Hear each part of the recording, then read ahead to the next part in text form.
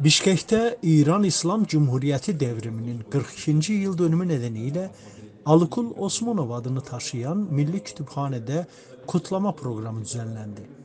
İran'ın Bişkek'te bulunan kültür temsilciliği ve Milli Kütüphane tarafından düzenlenen programın ilk bölümünde davetliler İran devrim tarihini ve kültürü yansıtan sergiyi ziyaret ettiler.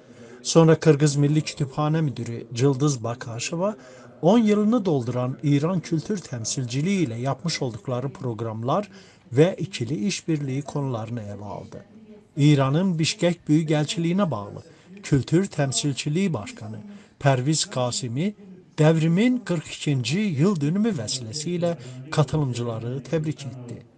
İran devriminin yıl dönümüne adanmış kısa film sonrası misafirlere kültür programı sunuldu.